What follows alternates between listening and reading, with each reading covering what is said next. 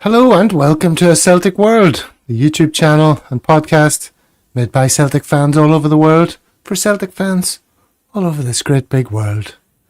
From Motherwell to Manila, misery to happiness again, as the Proclaimers would say, which kind of tells the story of that game. And David, it's just you and me. And you're mute. Off to a flyer.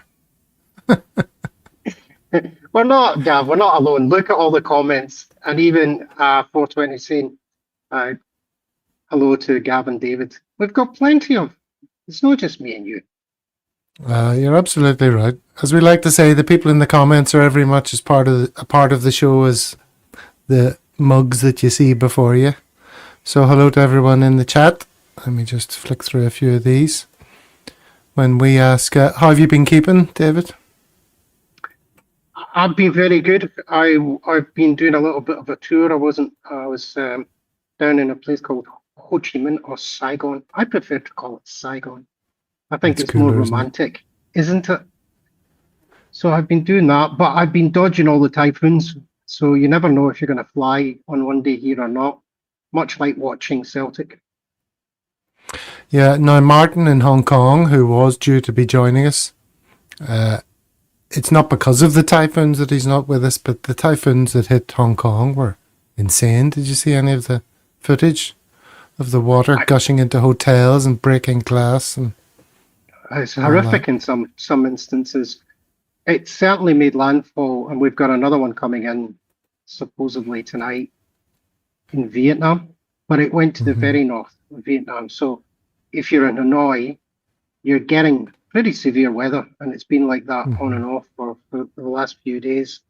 Ho Chi Minh or Saigon, we'll call it Saigon. There's Monty, humble as ever, saying he's more important than the panel or fellow posters. Yeah, I'm not going to argue. I don't mind. Oh, go on. Argue with Monty. That's half the fun of doing this show. All right. So it's just me and you holding down the fort. What are we going to talk about? Well, it's pretty obvious. Let's pull up the thumbnail to see what the conversation is going to look like. Not good, but glorious. There's Dyson wheeling away, celebrating with the fans after his last-minute winner in a game where we were not good, but it was indeed glorious, wasn't it? The way it ended. It was a fun 5-goal thriller. I actually enjoyed it. I didn't watch the game live, so I watched it today, and I actually thought it was a really enjoyable game because I woke up to tons of WhatsApp chats slagging people off and saying how bad we were and but that wasn't my take on the game. I thoroughly enjoyed it. I'm sure we'll get into the detail of it, but yeah, and a thriller right to the end. So did you watch it knowing the result then? I knew the result. Yeah, because that really changes your sort of how much you can sort of savor it like a fine wine, because you know the result, so you're relaxed and you're viewing it through totally different lenses. When you're watching the game live, obviously you're like on the edge of your seat, and every mistake is like, oh Jesus, this could cost us, My preferred watch of a game is within a CSC or in a bar CSCs are typically in a bar, and you've got a bunch of people there watching the game with you, and you're not taking note. What I find is if you're coming on this show, you end up watching the game quite differently to what you would do if you're in a CSC, because you're thinking, I'm going to get asked a question and I better have something to say. Yeah, it's like doing your homework, preparing for an exam. Well, so I watched it live. As you know, I don't have Celtic TV anymore because I'm making a stand against this board. But I watched it on my dodgy stick. And I watched it from the Motherwell channel. I went down to the Motherwell channel and turned it on, and this is what it looked like in the minutes before kickoff. So you can see from the colour scheme there, that's obviously Motherwell's station.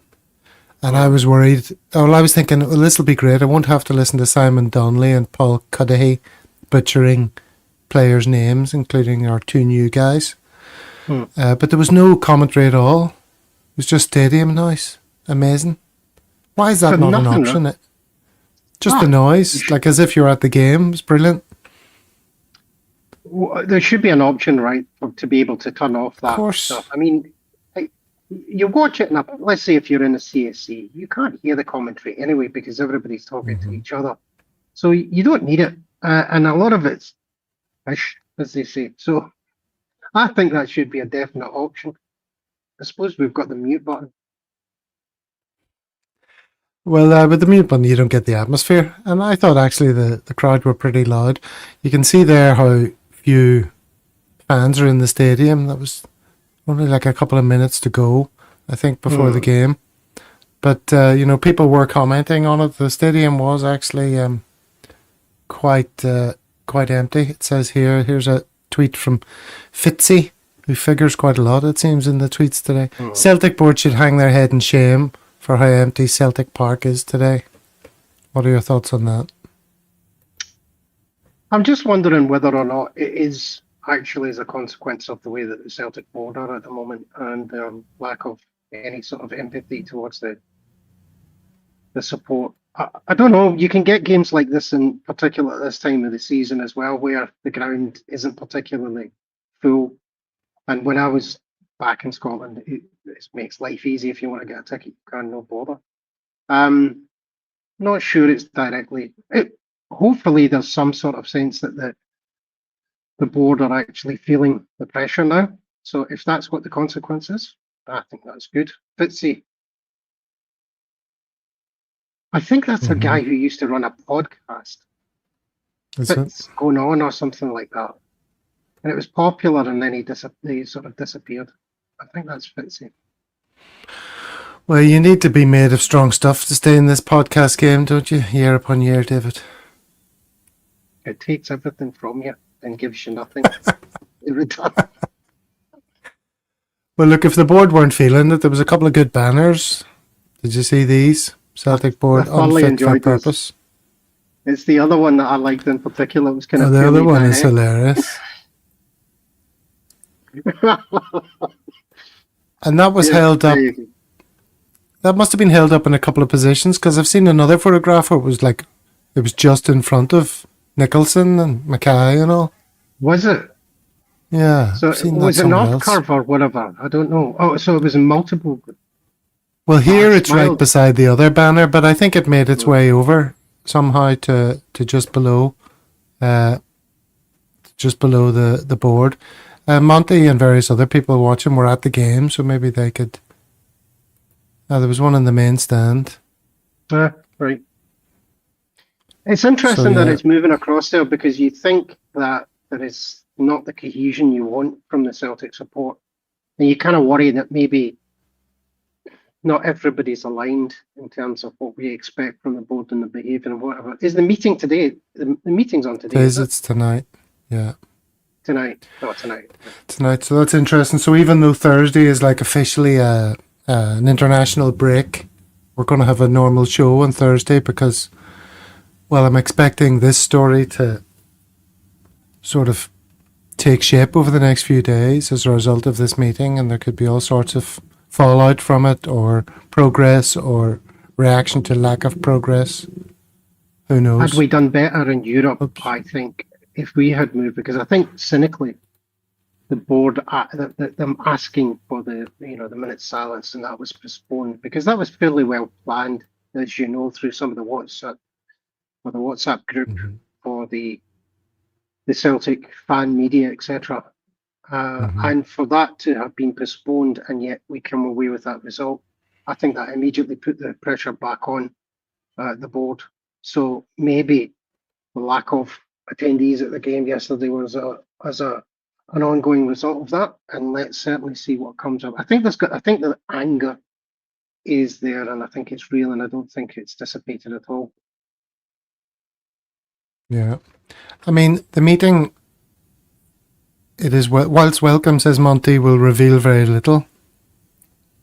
I'm not sure about that. We'll see what happens. I don't think there'll be tons of progress, but some things there might be a little bit of progress on, other things completely blanked, and then that'll be a cause of ire, So I think that Well, we'll the see. board I mean, is, it's not beyond these. It's not beyond these fellas to go into the meeting completely unprepared to do anything other than just piddle around and pay lip service, and the representatives might come out of that furious. That's quite possible. And say these guys are that's just what taking the piss. my guess is that's what's going to happen. And I'm not sure that the Celtic board actually know what to do with this. When they received the silent treatment and they looked at their phone, it was kind of very petty of them, right, to sit and stare at their phones as if they had great business that they must do immediately before an important game. I don't know that they know what to do, and I think it's, even if it's lack of preparation, I think there's every chance they'll go into that meeting with very little to say or give, which, as you say, will just end up just making the Celtic support even more angry. They need to get around this, and they should be having people come in who are experts in this type of thing to help them. And I don't think they've ever done it in 20 odd years, 25 years now. Yeah, I think they might be giving it the sort of Cam Dune, or the I'm not equivalent sure of that that. again, I don't know that they know any other way to deal with this. I'm not sure that they know. We've had the rumours that that Lowell will retire, and that's how they will placate the fans. I don't think that's what actually the fans are after. It's been very well spelled out to them what the expectation is, and if they continue not to address very clearly what's been given to them in open letters and otherwise, they're in trouble. All right. Well, look, we'll talk more about the meeting after it because it'll be quite revealing what happens. All right. So here we go. Team news: Schmeichel, Ralston, CCV, Scales, Sarachi, McGregor, Hatate, McCowan, Maeda, Tunekti, Iheanacho. How did you react to saying that? I was okay with it, given where we are with the squad that we've got. The only thing I was kind of curious to see is whether or not Schmeichel would actually make an appearance, or we get Sinisalo back in there. Schmeichel has not been at his best, has he? And certainly in that last Europa game, he was poor. So that was my only kind of thought when I saw the team. It was, okay. That was quite interesting to see McCowan being the sort of one new boy in midfield. So I was interested to see how that would work out. And he continued with Maeda on the right. Yeah, and we'll come to Maeda. We'll have a chat. We'll come to several of them as we get into the game. So I'm going to call up these stills on the actual match itself, and we'll get cracking. All right, so the first thing that happened, again, these aren't taken from Celtic TV because I don't have Celtic TV. They're from the highlights, so they're a little bit more blurry. But maybe we should show them like this, like the way the Monday night boys do. That way they're not quite so big and people can still see our faces. Do you think that's important to people, David? I don't think it is at all. I don't think people care. No. Well, anyway, let's do it like this so the pictures are slightly smaller. All right, so early shot by Sarachi was this one. That's the first highlight. And I think he should have passed it across rather than take that shot. Do you not think? If he'd have taken the time to just... And he had the time to do that. Don't fully blame him, but it might have been better to push that across the goal. Paddy Lavery says, hide the faces, for fuck's sake. Oops. Didn't think that. Didn't mean to put that one up. Do you want to answer that since it's up? That seems to be the... Yes. He had a lackey who's been... Yeah, so I don't know that Lowell spoke to this indirectly. There's certainly... Interestingly, there was someone that I learned has been in place for a long time who has inclinations to support another team in the city, who has had a long relationship with the son, and Lowell uses that individual to get his stories out. So yes, peg leg. That's the PR fella. Yeah.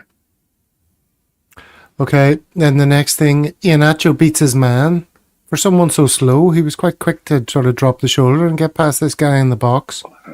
Well, And then he had a shot that spooned out to Callum McGregor, which resulted in the handball. No problems with the handball, I assume. No problems with that, Paul. I don't think anybody was protesting that. That was pretty clear cut that this was going to be a penalty. No issues. And then Iheanacho scores. Now,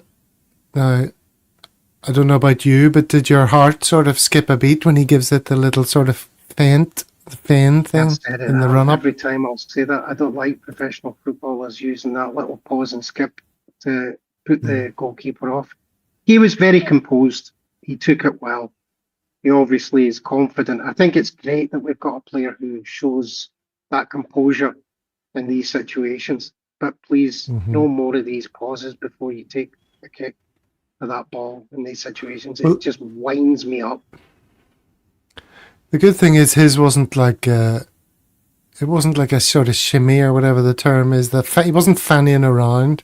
He just gives it one big sort of movement, and then he hits it with gusto. Right? It seems to me he does. I don't think he was. I think it was very deliberate. He was very clear about where he was going, and I think he did it to move the keeper in the way that he wanted. So look, I'm okay that he took it in a composed way. But the problem is in these situations, if you take that approach, your chances of whether it's this one we can. I don't. Big Kells knows what he's doing, yeah. But yeah, he hits the Gareth Gates run up. Do you get that reference?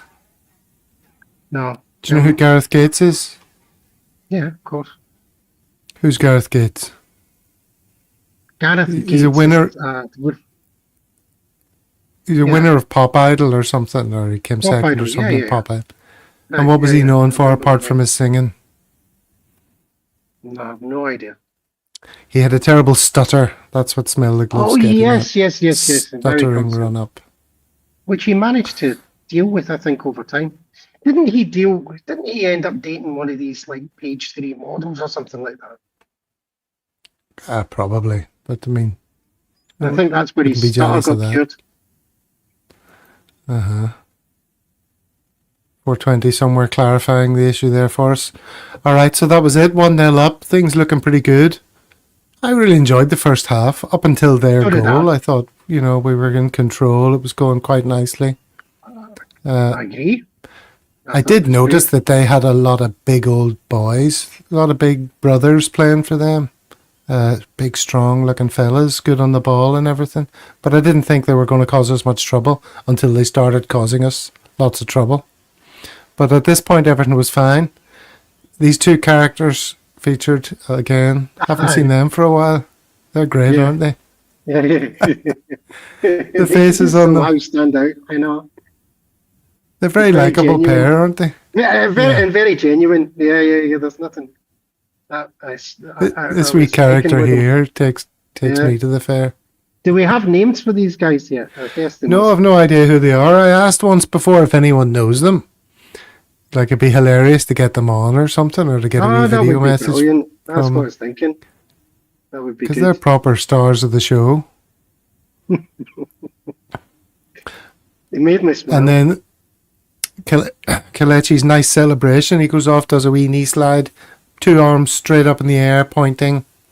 That's what we like from a celebration, isn't it? We'll come to that later. There's alternative celebrations that perhaps don't meet with such approval from the Celtic fans. But no one has a problem with Iheanacho's, right? I don't know, Gab. I thought you would certainly not appreciate a knee slide because that's been a long. Well, I've given up getting annoyed by that. No. The only thing... Huh? Yep, I mean, during you said, we talked about this podcast never giving us anything back, Gab. You've developed as a person if you've given up the knee slide. The knee slide doesn't upset me. It's just name pronunciations now that I can't cope with. I've moved on. I'll try not to. I feel like a... All right. Now, this was a key moment in the game. McCowan plays a ball to Ralston here. It's not a great pass. The guy at the bottom of the screen here, he sees it coming a mile off, and it kind of has got a bend to it, so it's inviting him onto it. It's definitely McCowan. This is definitely McCowan. Later on, you'll see in the player ratings that they've wrongly ascribed this moment to Sarachi. But yeah, it was a not a good ball from McCowan, to say the least. But it shouldn't be that big a problem for Ralston. Still comes to him first, right? He still should be able to take a touch and work with it, don't you think?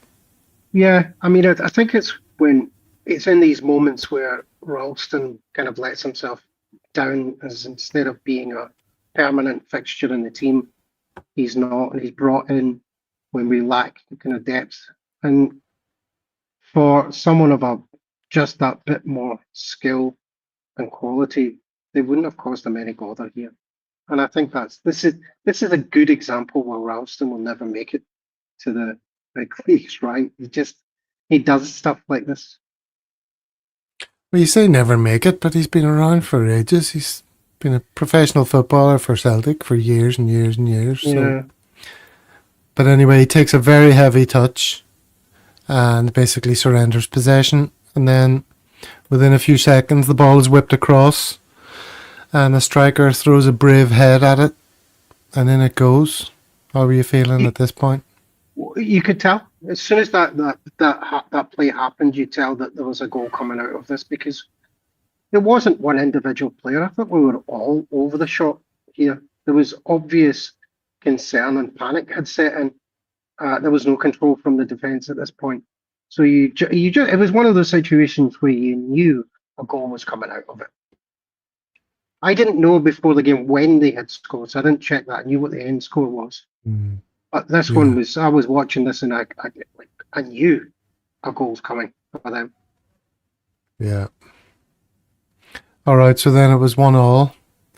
And then one of the aforementioned big strong players of theirs absolutely skins Ralston here, down the left. Speed of him. Ralston looked like, what is it they say? He was towing a caravan or something to try and get to that. And then the guy plays the right ball, which you can't really see it here, but this is what results in their penalty. Their fella nips in just ahead of Sarachi, and I could tell immediately that there was contact, and he went down, and it was a penalty. Yeah, there was commentary about he's dived and he shouldn't have dived, and he's gone to the referee, the Motherwell player, and said, "Look, I don't want to get a card for diving, etc." But it was obvious that he placed his foot on his or the back of the heel or whatever. It was very clear, no question, penalty. I don't think there was any malicious. I think it was kind of it was just caught. Well, it was just unfortunate. Unfortunate, right? So, but a definite penalty. Yeah, if someone stamps on your foot, you go down. If you feel pressure on the top of your foot, top of your boot. Yeah, Sarachi is a good player, but this was definitely his worst game for us, I would have thought. A couple of shaky defensive moments. The one he tried passing back to Casper and missed. Yeah. Yeah. There was a couple of moments, but I would say that he actually has had a decent game in it. Oh no, he's been very good. It's been one of the high points of the season so far. Yeah. I think that's one of the other things that I took in. There's other players that we haven't discussed, but I think for me there was within this game, even though we took it to the wire, I think there was quite a bit of hope that there's actually some players in there, and if they come together and gel, then we're going to be okay. My disappointment in that is that it excuses the boards a bit, but from a pure Celtic point of view, gameplay, I was quite hopeful from watching those players.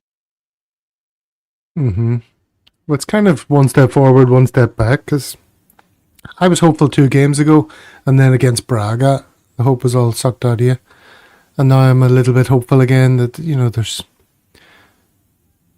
I mean, we know some of these players are better than they've shown us, so why wouldn't they play themselves back into form a bit? And if a few of them do, then that could be good news, at least for domestic football. I think it's domestic. I think we can forget it in Europe, because I don't think it's just a case of the players not being able of the level for Europe. I think the manager has issues when it comes to Europe. He doesn't do too well. Domestically, fine. But yeah, whenever I'm thinking, hopefully, it's about domestic performance now. Mm-hmm. All right, so they scored their penalty. It was high and down the middle. You can't. Do you blame Schmeichel there? I mean, if he just stayed in position, he'd have caught it, but they never do that. They've got to commit. So no, I don't. Okay, and then a moment of madness from their keeper. Now they were doing this a lot, this faffing around and trying to pass out. And even at times like this, where this is, if ever you saw a moment which is just stick your laces through it, son, it's this. Yeah. Look at what he's faced with. I know. This is before the goalkeeper kicks it. Yeah. He has confidence above his ability, that goalkeeper. There was commentary on the first half about just how far he was willing to come off his line, and that we could take advantage of that with a punt over him. It wasn't done, but goalkeepers who, I mean, he's brave. They were passing out. I've got to give it to Motherwell that they actually tried to play the game. But he was a bomb scare at times for them. I think Sinisilla does the same thing to at times where I wonder about him coming far out. But this guy, it was likely to happen, wasn't it? Yeah. And what does he do? He doesn't kick it high, he doesn't kick it hard, he just passes it. Not even in the direction of his own player. Just passes it to Negron. And Negron can't believe his luck, and he obviously just smashes it home. High, wide, or straight into the top of the goal. So that was an absolute gift, was it not? And gets us back in the lead. It was, but I think we were actually putting in quite a lot of pressure. We were pressing high, first and second half. So I didn't feel. Oh, did you ever feel within that game that we wouldn't somehow get the win, given that our approach to the game? I was fairly confident at no point. I mean, I knew the score. I don't know. A 2-2, I thought it might just sort of peter out as 2-2. Wasn't sure about that. But anyway, Negron scores, and we talked earlier about celebrations. Big faces again. Paddy, I hope you're just referring to the display rather than our actual faces. Have returned to their full girth. We talked about celebrations earlier on. Iheanacho doing one that went down universally well. Oh. But then check out this. This is the Fenian GMBNO, whatever that, Gambino. That celebration rustled me badly, he says. What's he playing at? And he's talking about Negron's celebration. Because Negron does this, cups his ear to the Celtic fans all the time and gives it that arms whooping up in the air, that players do now, that thing. I'll raise you up. I want you to rise to the occasion. Can't hear you. I mean, I'm on the foot. What is that? Huh? The worry that we've had, it bothers me less. I can't say that it riles me too much. I get why it doesn't bother me so much, but I think where it's been bothersome in the past is whenever they've done it. Who was that player that we had where he'd been getting pelters from the fans for a period of time? I think it was last season as well, but he started doing this sort of stuff to the fans when he'd scored a goal or something like that. And that wasn't about cheering me. That was where's your complaints now? That sort of stuff. Who was that did that? In the comments, tell me who it was that did that. And it was only last season. Kuhn. There. Was it Kuhn? Was it Kuhn? Aye. It was. Okay. I wasn't convinced. It was in my head, but I wasn't convinced.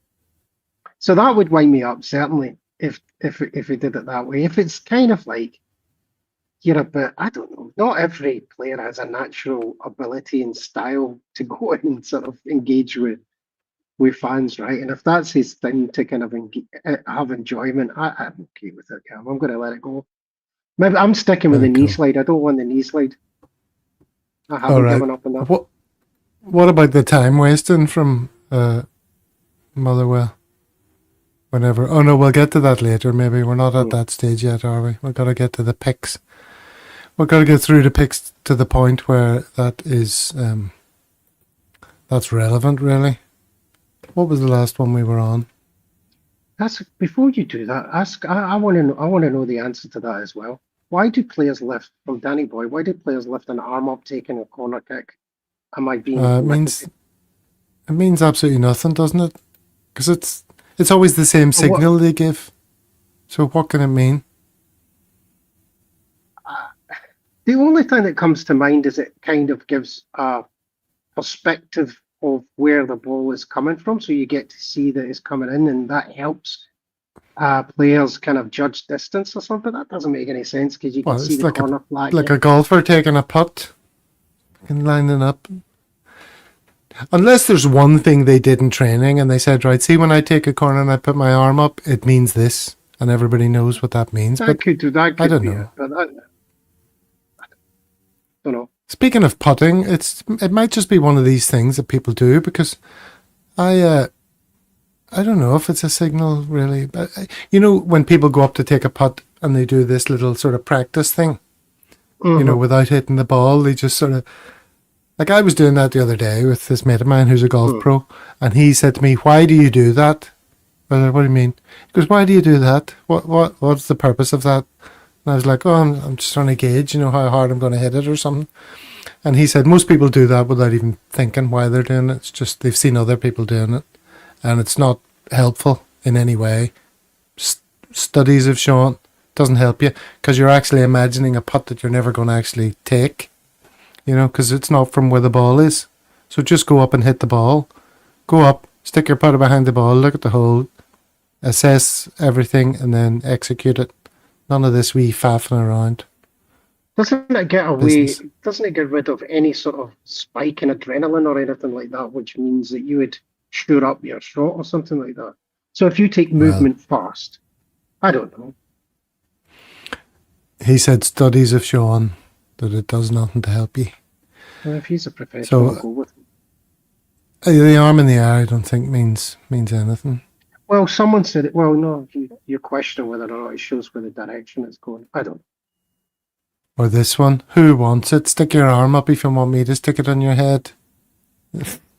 I have no idea. Maybe somebody can tell us. Or maybe somebody has told us and we're just laughing it off. Yeah. All right. So, Negron smashes home was the last slide. Now we have, this was a lovely moment. This was our goal, our winning goal. Engels, did I miss their goal? Have we had 2 goals from them? Yeah, we talked about the goal, and then we talked about the penalty. We agreed the penalty was a Penalty, penalty. that's right. Yeah. Okay. So, well, maybe we should talk about time wasting before we get to this. Does time wasting not annoy you, David, like in the way that these other things do, the knee slide and what have you?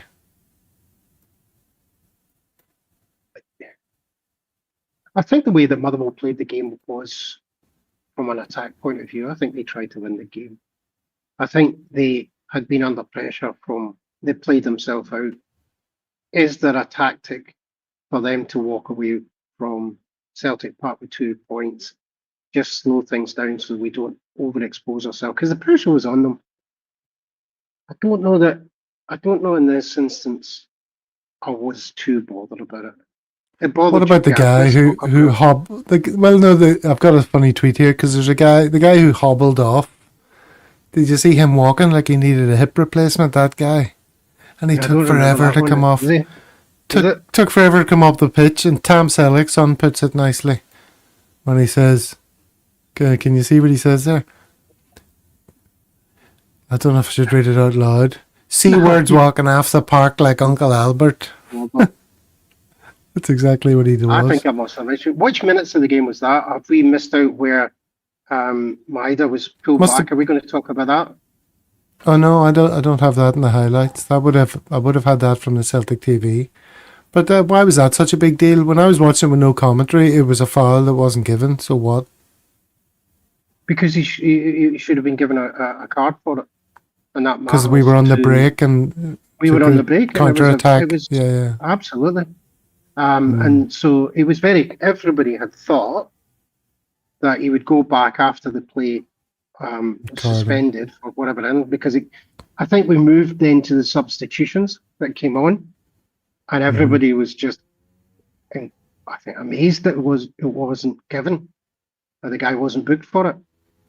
You need consistency on that, right? Mm-hmm. Because it Engels or that was involved in that got booked as well. So you wanted that consistency, but it was a very clear foul, deliberate foul on Mm-hmm. Maeda, and it needed a card. Yeah, Engels' foul was ridiculous as well. He sort of wrestled him and spun him in It the air. wrestled around. It's very weird. Yeah, but he did. He looked like Uncle Albert. Yeah, are you familiar with Uncle Albert? Yeah, sure you Yes, of are. course. What's his famous quote? There were two Uncle Alberts, weren't there? There were two versions No, of there was Uncle Granddad. Albert. There was Grand. Oh yeah, Was it maybe there was a Grandad and different then actor. But there was was it? Oh Granddad no, and it was Uncle Albert. Grandad and then Uncle Albert. Yeah, Albert, wasn't it? Uncle Albert was he was always in the war or something like that, was it? that's it. During the In the war. war There you during the go. war Oh look, everyone's coming in with it. You see? during the war. Oh, during the war.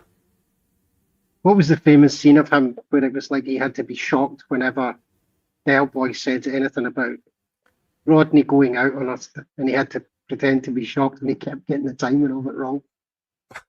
Don't remember that. Don't remember that. Good show though. Hopefully the rumours about David Jason don't turn out to be true. Okay, here we go. Engels' lovely pass through three defenders to Balikwisha. This was a glorious moment to win the game, wasn't it? It was really nice play, wasn't it? And for Maeda to actually put it in was great as well. Maeda, I don't think had a particularly good game. I think he needs to shave his head again and come back to his beautiful work ethic, running about daft self. But I was delighted that he got a goal. Mm-hmm. I mean, it was a beautiful goal from start to finish. The pass from Engels, the delicate touch and forward movement from Balikwisha, and then firing it across the goal like that. Yeah. And then Maeda, as you say, had an absolute stinker. I mean, the ball was bouncing off him all over the place. He was losing possession. He skied across. I thought he was having like a really bad game, and the crowd were moaning and groaning at every balls up. And it looks like even he didn't trust his own feet. Like why did he go for a header? The ball was played low right in front of the goal. Why did he dive on it like that? That was unusual, wasn't it? It's clearly a player that somehow has regressed in his own head, whether that's because he feels he's been treated unfairly by the club, or whether or not he's regressed basically because he had one phenomenal season, and there's nothing left in the tank for him to either trust himself. But he'd gone through that process when he first arrived, the touch of an elephant. Great efforts to run up the wing and then do nothing with it or punt it out of the park. And somehow he's kind of gone back to that. See, you kind of wonder whether or not his finishing seems to have regressed. And it's not just his work ethic. So you could put down his work ethic collapse to his attitude. But his lack of finishing that's gone backwards is a curious thing. So, like you say, maybe there's something deeper than this himself. Yeah, because I mean, he still works hard. He still runs about and presses, and he covered a fair amount of ground. So it's just his touch he's deserted him completely. It's because we know what we've seen of him. We know what he can do, and you just want for him, right? I mean, he saved us when Kyogo went. He filled a huge gap. There was never, and still has never been, filled. But you just want the best for him because you felt as if he rose to the occasion for the team. And I think maybe he's just been treated badly by the club. It's certainly something in it. Well, that seems certainly to be the case. But I was monitoring the socials during the game, and I found this one moment here. The original tweet. Well, these are just individual tweets about Maeda. Last season's Dyson versus this season. Oh, it says a picture paints 1,000 words, but that seems pretty true. Del Scott here saying, "Get Maeda off the now," and Guy some other one a game that actually wants to be here. Lots of C words in these tweets, I've just noticed. Definitely right. And here's Enda Call, famously of the Huddle Breakdown, who's been on our show, been on Celtic AM as well, saying Dyson Maeda's head is on the moon. May as well just take him out the team, let him leave in January and be done with it. Like, that's what I said at the time when the Maeda news broke. I was saying, how long is it going to be before our fans run out of patience for him? Because, you know, we've been so patient with him all this time, and the patience was rewarded. But now every time he scuffs it, it'll be, his head's gone. And maybe his head has gone. You know, but I had felt it's not a good time. To your because I remember you, as soon as that was said, that came out, the stories of not being let away and all the rest of it, you saying that.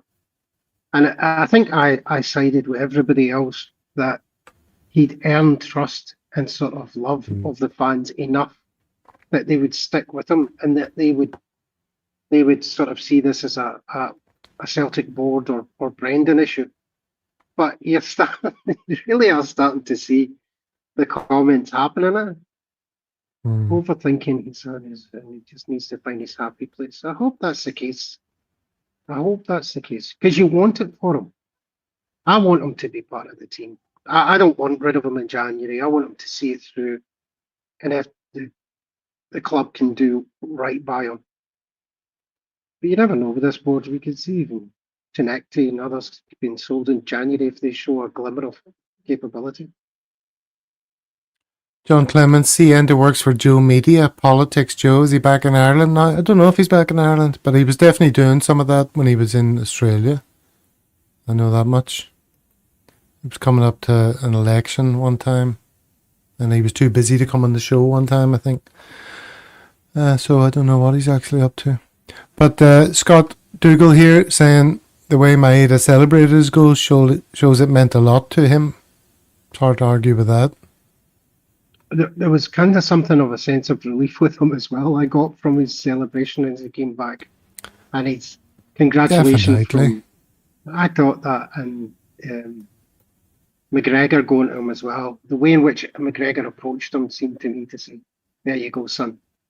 Everything's okay."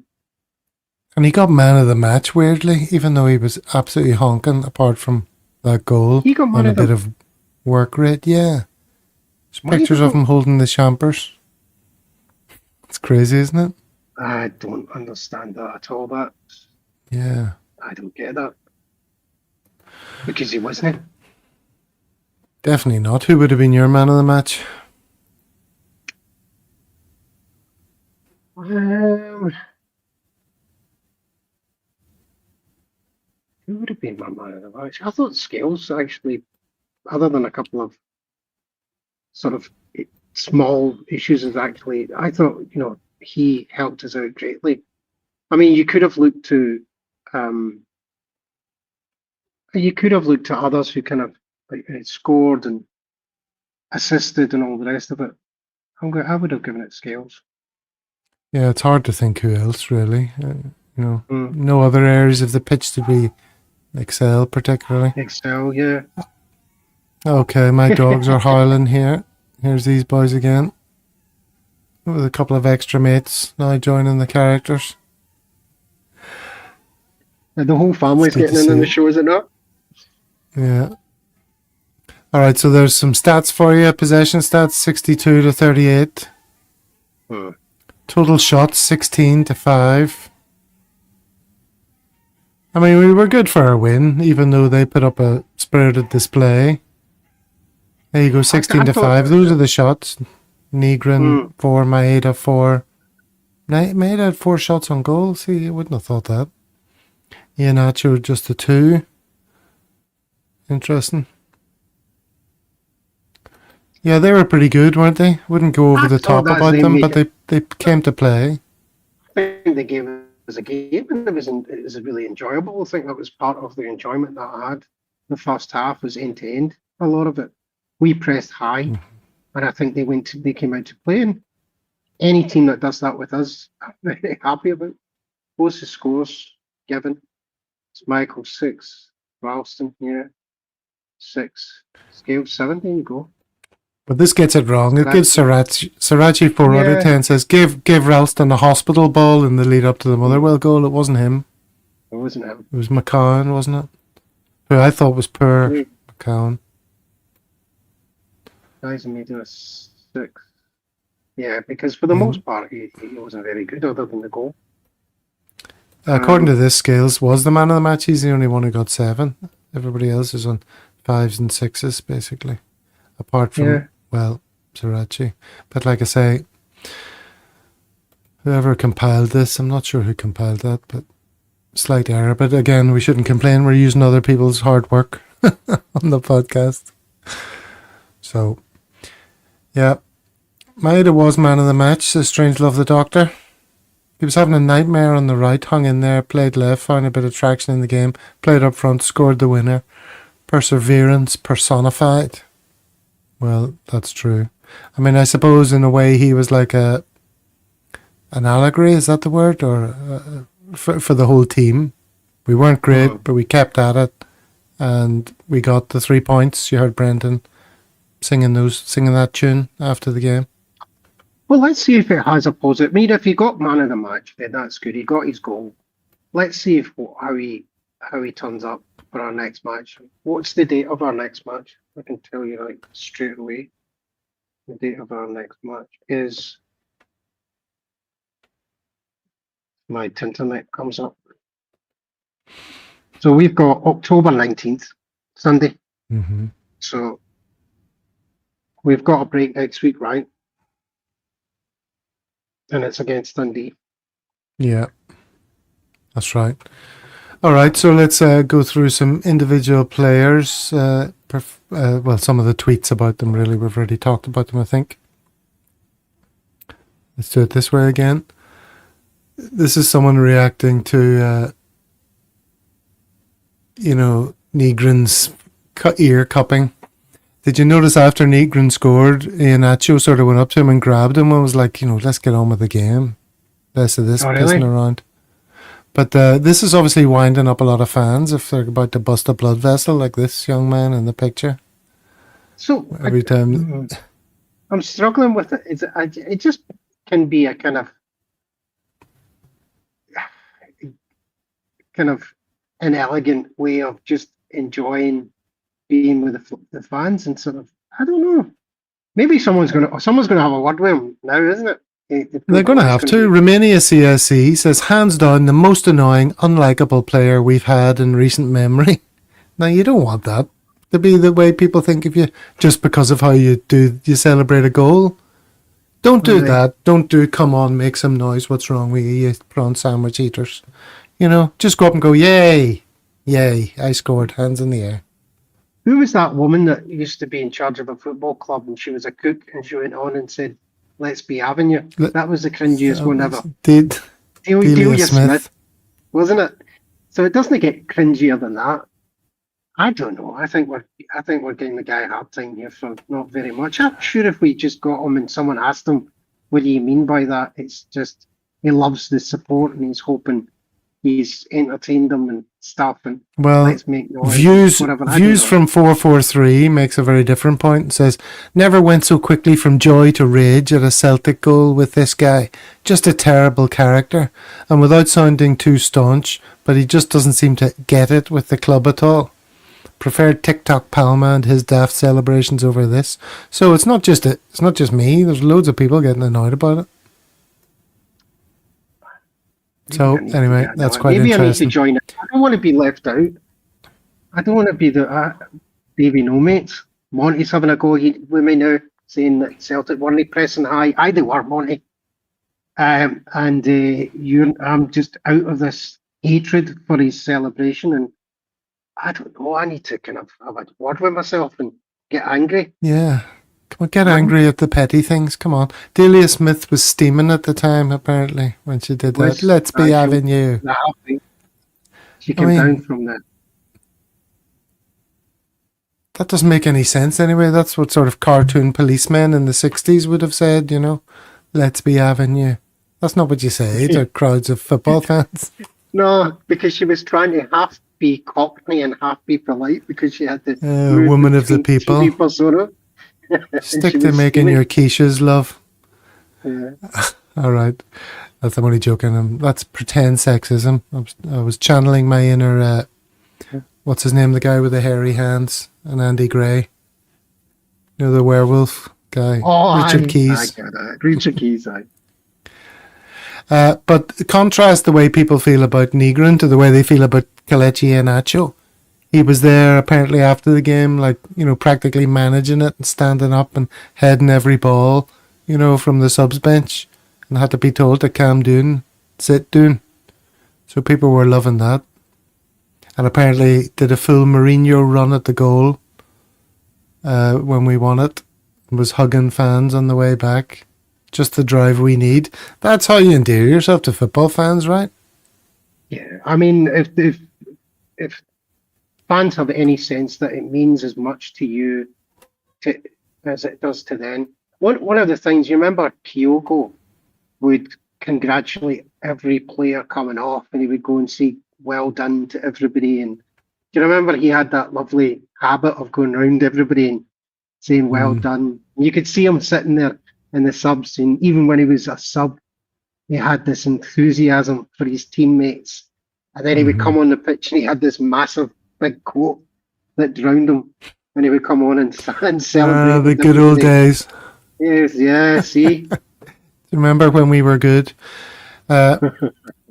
This is a pretty sad one there, a Tony Ralston image. Can you see that, David? Dear, dear. It's a bit harsh. I mean, yeah. It is harsh because everyone likes him. He's a proper Celtic fan. He's given him a lot of time to the club. He comes in and often doesn't let us down, but he's just limited, you know. And occasionally he looked like he's out of his depth. You get what you pay for, but I mean, teams need players like that, right? Because long seasons, you need to be able to. The problem is he's getting a first place position right now where he shouldn't. And that's on the board because they've not bought. So that's why he's being exposed. You wouldn't notice it in a season that was filled with quality players who are being rotated to save them for fun in Europe. But the problem is the boy's been put in there on a basis that I don't think he was ever designed to do. So I'm not going to shoot Ralston. Okay, good to know. All right, let's look at some more of these. Paul saying, I'll say it quietly, but Motherwell were brilliant. That manager's got them playing the best football in the league. Popped it round us with ease at times. Be great if there was more clubs, you know, would take that approach and play a bit. I'm interested to see how well they do. Other people saying, yeah, after the previous couple of managers they've had, Kettlewell and that, it's great to see them playing a bit of football. Right? Thoroughly, again, their approach to the game was excellent. I think they were fair disciplined. Physical players, but not malicious. Came into the game trying to get some form of a win. Maybe they settled on the draw. Maybe they were exhausted after their efforts. Oh, there he is. Maybe he can help us. Oh, sorry. Didn't know that was on there.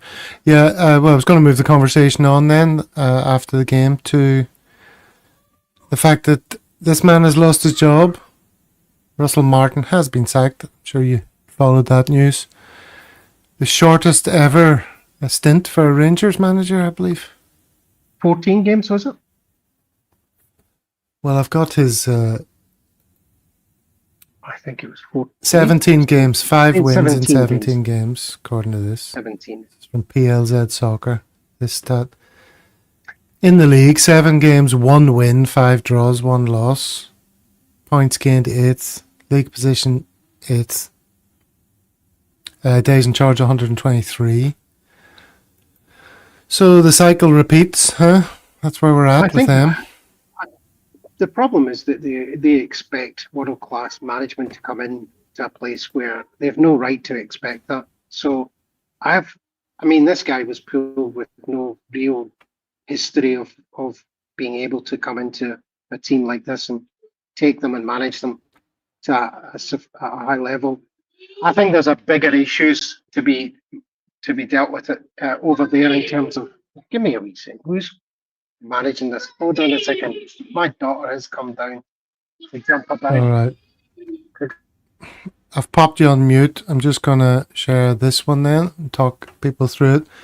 This is another post from Fitzy. Is there a sane Rangers fan out there that can explain to me why they get so upset by a manager not wearing a shirt and tie? I know the default answer is standards, but a shirt and tie doesn't organise a defence on a corner. So why do you care? Look at them here. They're saying like the last 9 permanent managers all wore shirts and ties. I mean, you know when they're getting involved in this sort of nonsense that they begin to clutch at straws. I mean, how did some of those managers wearing a tie work out for you? Yeah, I don't know. How do we come back? Oh, the controls are a bit slow. Yeah, exactly. Some of those managers are absolutely hopeless. But the shirt and tie, the brown brogues, the hell's going on? I love it. And also, I love their expectation beyond their station. And I think Celtic fans have a reasonable cause against the board in terms of what our expectations are. I think they live in cuckoo land. And I love it. I love the fact that this is where they've gone with us. And whoever else comes in, do you think these American owners care? I don't think they give a toss. And good luck. Who else is going to come in? Is it going to be Barry or whoever to come in? Roy Castle would be proud of Russell. Broke a few, says Anton Rodgers' left foot. There's lots of old school references here. Do you want to explain that one, David? Roy Castle will be proud of. I don't remember Roy Castle. Yeah. Because he was the guy from the Record Breakers, right? And trumpet and all that, exactly. Wasn't it? And then that's right. Broke a few. Russ had got it now. Broke a few records, as in these stats. You know, the worst ever Rangers manager. Dedication is what you need. There you go. You want to be the best. Nice guys. You've got to beat the rest. Oh, dedication is what you need. Roy Castle, the plate spinner. Did he spin plates? He actually tap dance. Set a few records himself. Tap dance, trumpet, whatever else. I liked that man. He seemed very genuine. And then he got lung cancer from secondary smoke in all the clubs where he was playing his trumpets, he reckons. Yeah. Yes, what he reckoned. I remember.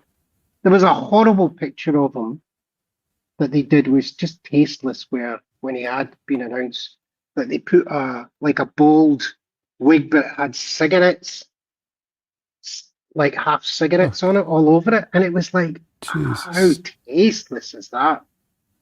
I remember seeing that and just thinking, I know what they're trying to do. He was trying to do, but it was just terrible. Who was wearing it? No, he put it on. He was. And then something to warn about the dangers of secondary smoke. Correct. And he was a smiling face, and but I felt it was just. I thought it was pitiful. Really, wasn't he very nice? Oh dear. Well, I mean, if he was doing it, maybe. Oh, Norris McWhirter. That's the name I was trying to think of. I was going to ask you, what do you call the other guy from Record Breakers? I was getting confused with Magnus Magnusson. Norris McWhirter was a twin. It was definitely Norris McWhirter. But Norris McWhirter was a twin, right? Was a twin? Wasn't Norris McWhirter a twin? These are the big questions we get to at the end of the show. Yeah, at the end of the show, right? Come on, someone confirm in the comments. Norris McWhirter Well, was. let's give was the one of people a little bit of extra time to answer us if Norris McWhirter was a twin by playing this little video. Hey mate, right. you are watching the least boring Celtic YouTube chat show in the world. And it is totally free. Jeez, that's gotta be worth a subscribe, eh? All right, and we check back to the Ross McWhirter. I think I'm going to say this. I think someone Ross said he was McWhirter. blown up. I think he actually was blown up by the IRA. I'm not even sure. I was going to check that, but I think that's my memories coming back. Who's Ross McWhirter? That's also a name. It's familiar. Is that a joke? I think that might be a joke. He was an identical twin. There's no question in my mind. And one was Yeah, but killed not- by the IRA. Ross McWhirter. That's somebody who says that. Somebody else says that. Timothy Baird. Yeah, he was. Oh. There you go. The things you learn. Always a school day in a Celtic world, David. Can you believe we've got through an hour already without too much piffle? That's quick. Do we need to invite anybody else back? Yeah. No, we'll just run the show from now on. Ross was his brother, Ross McWhirter. What did Ross McWhirter do? Was he famous? Both of them used to present on the show together. Oh, They were both part of the Guinness Book. And I think their claim to fame was they had incredible memories, both of them, for facts about records, etc. So they were both, they used to both come on and then answer questions about obscure facts. And they would test them from that time to time. And then literally one of them was blown up by the IRA. This sounds bizarre, right? But I think that's it. It does indeed.